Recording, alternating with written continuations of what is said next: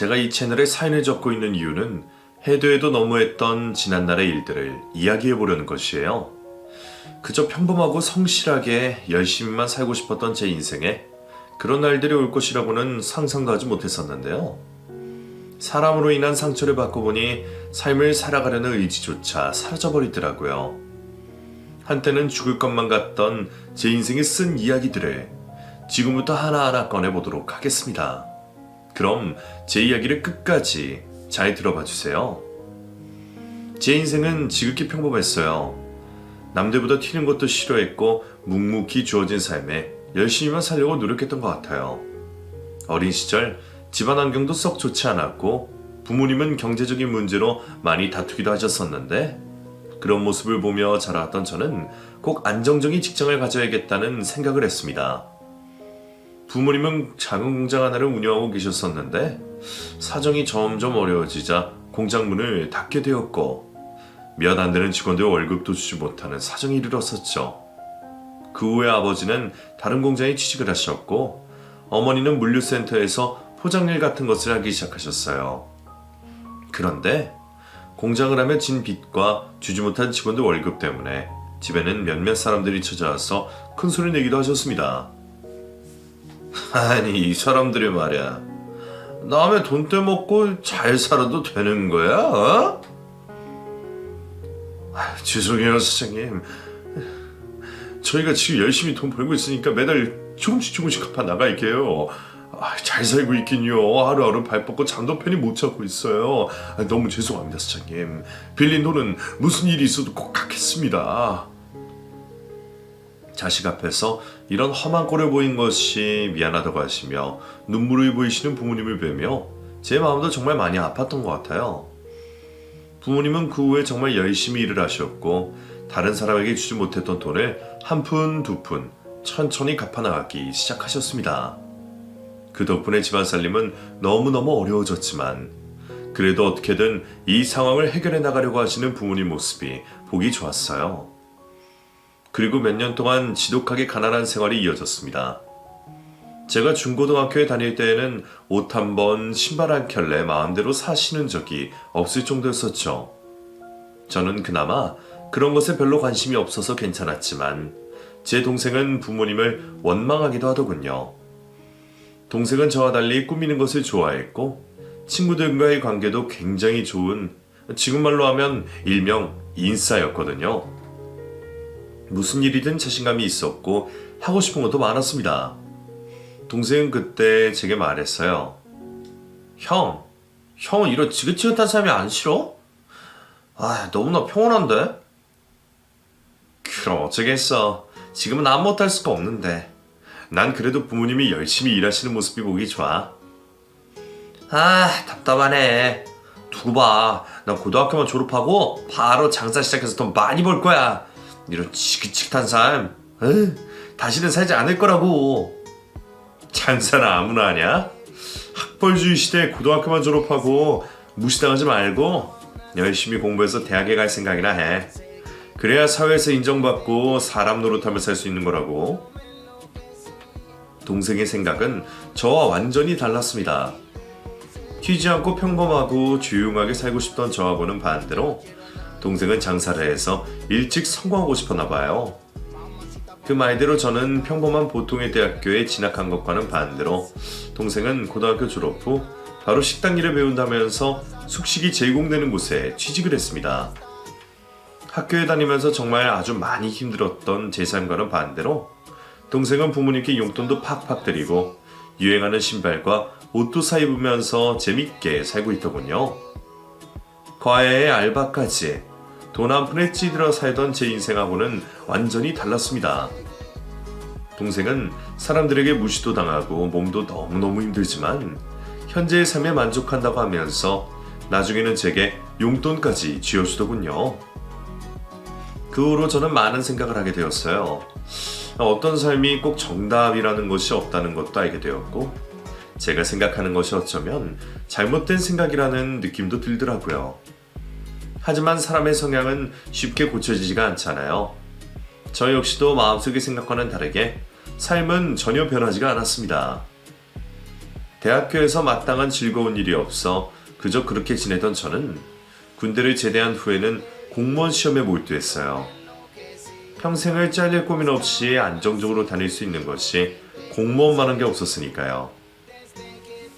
차분한 제 성격과도 잘 맞는 것 같고 평범하고 소소하게 잘 살 수 있을 것이라는 생각이 들었죠.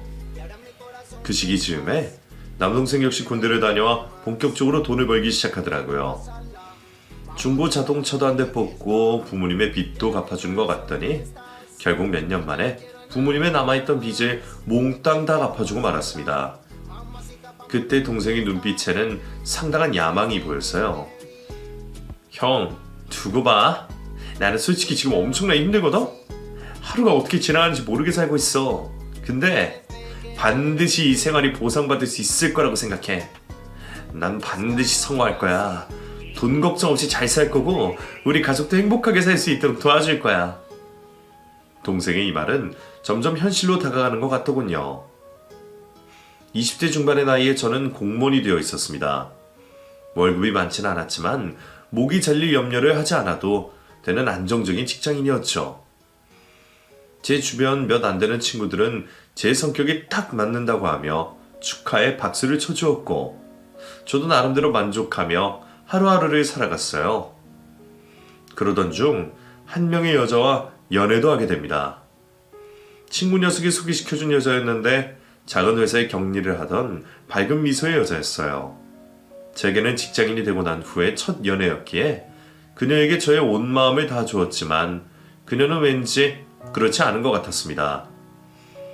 제게 노골적으로 선물도 바랬고 모든 데이트 비용을 모두 저보고 부담하라고 하는 시기였죠. 맛있는 밥을 사면 후식으로 커피는 한 잔 사는 것이 보통의 예의라고 생각하던 제게는 부담스러운 연애였어요. 하지만 진정으로 사랑했기에 감사하면서 지내고 있던 어느 날 그녀의 생일에 비싼 명품 가방을 사달라는 그녀의 말에 저는 헤어짐을 결심했습니다. 그녀는 저를 통해 신데렐라 컴플렉스를 이루고자 했던 것 같아요. 연애 기간 동안 늘 어려운 집안 형편 이야기를 하면서 자신은 더욱 멋진 삶을 살고 싶다고 했었거든요. 왠지 그걸 저를 통해 이루려고 했던 그녀는 마음대로 되지 않자 제게 점점 짜증을 내는 일도 많아졌고 급기야 저희는 헤어졌습니다. 그런 연애의 아픔을 겪고 나니 사람에 대한 생각을 다시 하게 되더라고요. 그리고 앞으로 이런 여자는 사귀기 전에 빨리 걸러내자고 스스로 다짐까지 했어요. 하지만 사람의 마음은 뜻대로 되지는 않는가 봅니다. 우연히 친구들과의 생일 파티에서 만나게 된 한 여자를 만나게 되었고 다시금 제 심장은 두근거리기 시작했어요. 그녀는 모든 것을 다 해보고 싶다고 말하는 호기심 가득한 여자였습니다. 그런 마음가짐이 정말 보기 좋았고 진취적인 성격에 홀딱 반한 것 같아요. 저는 워낙에 성격이 돌다리도 두들겨보고 건너자 주의였기 때문에 생각하고 고민하고 행동하기까지 엄청 오래 걸렸거든요. 저와 반대이다 보니 왠지 그녀가 멋있어 보이면서 부럽고 닮고 싶다는 생각까지도 하게 되었습니다. 단 한 번의 자리에서 제 심장을 콩닥거리게 만든 그녀가 저는 계속 생각이 났고 며칠 후 제 친구에게 그녀에 대해서 물어보았어요. 야, 네가 그때 데려왔던 그 여자 말이야. 내 앞에 앉았던 뭐하는 사람이야? 어? 걔? 왜? 너 걔한테 관심 있어? 그냥 성격 화끈하고 그런 애야. 아빠는 안 계시고 엄마랑 둘이 사는데 엄마가 보험하시나 그렇고 걔는 알바를 이것저것 하는 것 같더라고. 해외여행 간다고 돈 모으고 뭐 이것저것 하고 싶어 하는 것 같아. 마음에 들어? 소개시켜줘? 아니야. 뭐 꼭 그렇다기보다 에이 네 말투가 딱 마음에 드는 말투인데 너 웬만해서 그런 말 안 하는 애인데 네가 그런 말 할 정도면 얼마나 좋다는 거냐? 장난 아닌가 보다. 제 성격을 잘 알고 있는 친구인지라 제가 이런 말 하는 것을 굉장히 신기하더라고요. 그리고 다음날 그 친구는 제게 그 여자의 연락처를 주었고 저는 하루 종일 밤새도록 고민을 하다가 결국 그녀에게 연락을 하게 됩니다. 제 연락이 갑작스러울 법도 한데 그녀는 굉장히 반갑게 저를 맞이해 주었어요. 그러면서 왜 이렇게 늦게 연락을 했느냐고 말을 하는데 순간 제 얼굴이 빨개지는 것을 느꼈습니다. 저 딱 느낌이 왔다니까요? 저한테 연락하실 줄 알았어요. 근데 왜 이렇게 뜸을 들이셨어요? 오늘까지 참도 안 오면 제가 하려고 했다니까요? 네? 네. 정말요? 어떻게 그걸 하셨어요? 사람의 느낌이라는 게 있잖아요. 이미 확 느낌이 왔는걸요? 제가 이런 데는 또 엄청 눈치가 빠르거든요. 오늘 뭐 하세요? 저 이따 저녁에 한가한데 만나실래요? 오늘요? 네네 만나요. 네 그래요. 그녀는 굉장히 밝고 적극적인 모습으로 저를 대해주었고 그 모습에 저는 또다시 기분이 좋아졌어요. 늘 우물쭈물하는 제 자신이 가끔 스스로 짜증낼 때가 있었는데 이런 저를 리드해주는 그녀가 고맙기도 했습니다. 그리고 그날 밤 저희는 첫 만남을 갖게 되었고 그녀의 리드에 맞춰서 많은 이야기를 나누었어요. 그녀의 엄마는 보험 일을 하시는데 고객들을 만나는 것이 너무 즐겁다며 자신에게도 보험 일을 적극적으로 추천해 주셨다는 얘기에 자신은 하고 싶은 것이 너무 많아 도전하는 것을 두려워하지 않는다는 얘기 등등 수많은 이야기들을 해주었습니다. 밥을 먹으며 시작된 그녀와의 만남은 맥주 한 잔을 걸치면서까지 이어지게 되었고 술술 터져나오는 그녀의 이야기에 저는 점점 귀를 기울였어요. 기분 좋은 첫 만남 이후에는 더욱더 적극적인 그녀의 연락이 있었는데 저도 그때는 그녀에게 푹 빠져들었던 것 같습니다. 모든 일을 다 제쳐두고 그녀가 만나자고 하면 가장 먼저 달려갔었으니까요. 한 달 정도가 지난 후부터 저희는 연애를 시작하게 되었어요. 하나부터 열까지 그녀가 모든 것을 다 리드해 주었는데 저는 그런 그녀를 정말 잘 따랐어요. 무슨 말을 해도 다 믿었고 특히 그녀가 하고 싶어 하는 것은 적극적으로 후원해 주었습니다. 그 당시에 그녀는 알바를 하고 있었어요. 낮에는 피부관리샵에서 알바를 하고 있었고 저녁에는 카페에서 또 알바를 해서 밤 10시나 되어야 일이 끝났었죠. 그러면서도 쇼핑도 좋아하고 뭘 배우는 것도 좋아해서 매우 바쁘게 살아가고 있었어요. 저는 그런 그녀의 스케줄에 맞춰 퇴근 후 직장에서 빈둥거리다가 그녀가 알바가 끝나는 시간 즈음에 맞춰 그녀가 일하는 곳으로 향했고 밥을 함께 먹고 집까지 바래다 주면서 제 생활 패턴을 그녀에게 맞췄어요. 또 그녀가 배우고 싶어 따려고 했던 자격증이 있었는데 목돈 400만 원 정도가 들어가는 일이라 제가 선뜻 빌려주기도 했답니다. 그렇다 보니 제 공무원 월급은 늘 쪼달리기 시작했어요. 그녀를 만나며 쓰는 카드값부터 중고 자동차를 사서 유지하는 비용까지 예전 제 생활과는 확연하게 달라졌죠. 부모님께 드리던 용돈도 결국엔 끊기고 말았는데 남동생이 이 사실을 알게 된 것 같더라고요. 하루는 저를 불러 말했어요. 형 요즘 연애하는 거지? 근데 내가 가끔 보면 너무 정신이 나가 있는 것 같아. 아무리 여자가 좋아도 그렇지 너무 거기 빠져 있는 거 아니야? 헐 빠진 사람처럼 맨날 늦게 들어와서 집에서는 밥도 안 먹는다며. 돈은 돈대로 다 쓰고 그 중고차는 또 뭐야? 데이트하느라 산 거야? 나도 출퇴근하기도 힘들고 해서 하나 샀지. 형 내가 하나 충고하는데 형은 살도 너무 모르고 여자도 너무 몰라. 그래서 지금 완전히 홀딱 빠진 것 같은데 제대로 알고 조절하면서 연애했으면 좋겠다 정말. 동생은 일찍 사회활동을 하면서 여러 번의 연애도 해보았고 사람 상대로 많이 해봐서 그런지 제게 이런저런 충고를 해주었습니다. 하지만 그 당시에 저는 동생의 그런 말을 기분 나빠했어요. 너 무슨 말을 그렇게 하냐? 내가 연애하는데 네가 뭐 보태준 거 있어? 제대로 알지도 못하면서 왜 그렇게 말해? 내가 형 스타일을 누구보다 알아서 그래. 순진에 빠져서는 하나밖에 모르잖아. 지금 푹 빠져서 정신 못 차리는 것 같아서 말해주는 거라고. 그러지 말고 이번 기회에 나 좀 소개시켜줘봐. 형 여자친구면 동생이 나도 같이 만날 수 있는 거잖아. 남동생은 제 여자친구인 그녀를 궁금해했고 그 주 주말에 자리를 마련하게 되었어요. 그녀는 평소와 같이 밝게 웃으며 시원시원하게 분위기 이끌었는데 술이 한 잔, 두 잔 들어가니 남동생이 물어보는 말에 너무나도 적나라하게 대답을 하기 시작하면서 살짝 의견 충돌도 일어나더라고요. 서로의 생각 차이가 있긴 하지만 그녀도 너무나 강하게 자신의 의견만 내세웠고 그런 그녀의 모습이 마음에 들지 않던 남동생 역시 자신의 의견을 굽히지 않았습니다.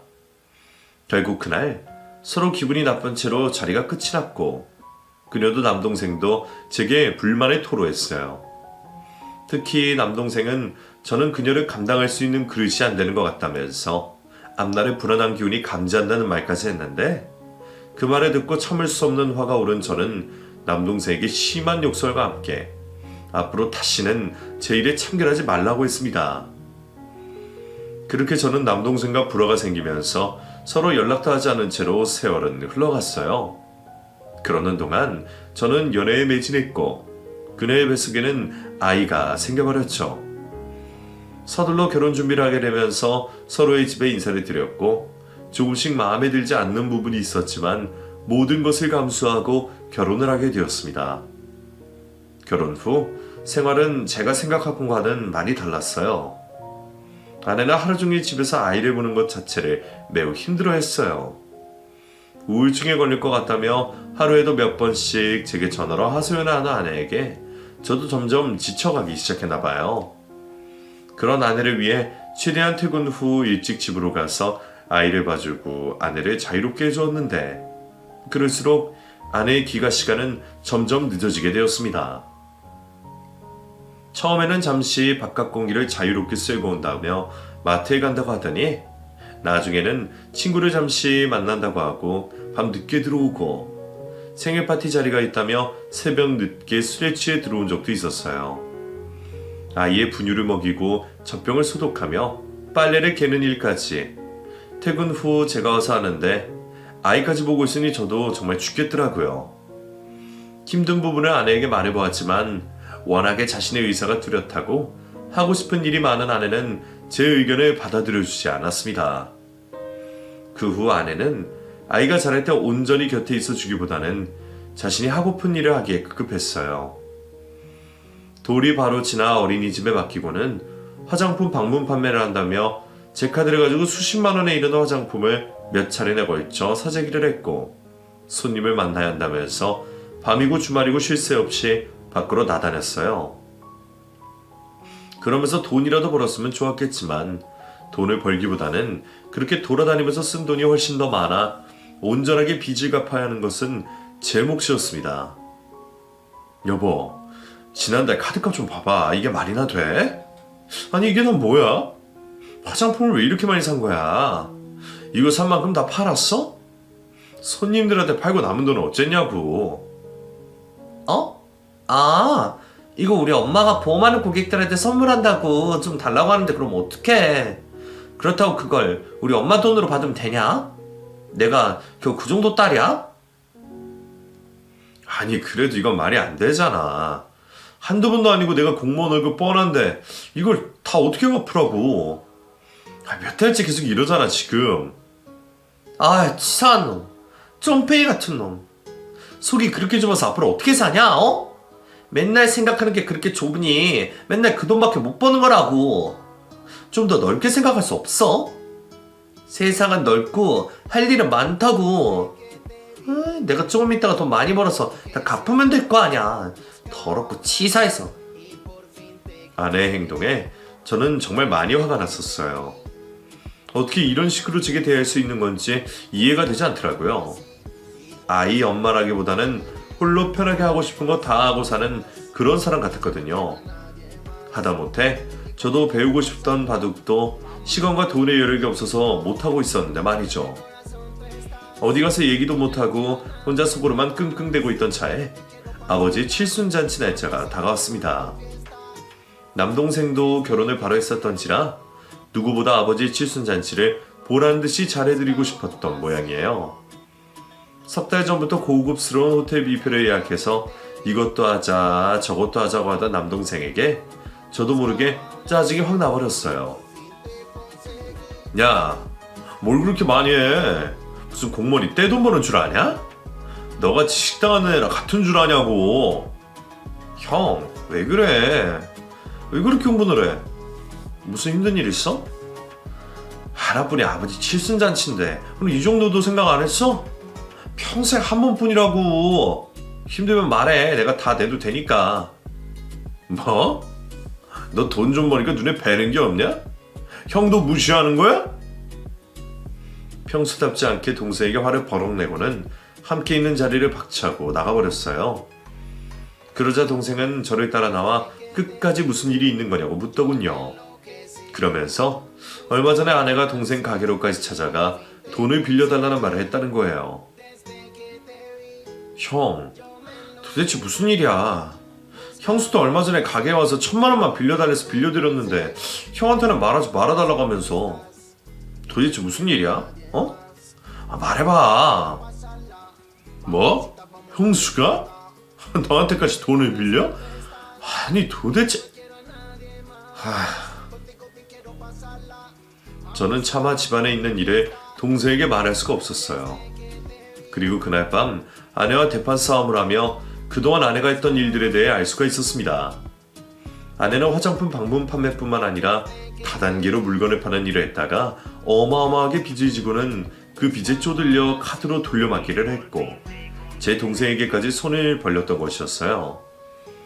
제가 모르는 신용카드도 몇 장 만들어서 썼던 모양인데 급기야 그 카드들이 모두 다 거래 정지가 되어버려서 아내는 이러지도 저러지도 못하고 전전긍긍하고 있었던 모양입니다. 저는 답답한 마음에 장모님을 찾아갔어요. 홀로 딸을 키우시며 열심히 사신 장모님이라면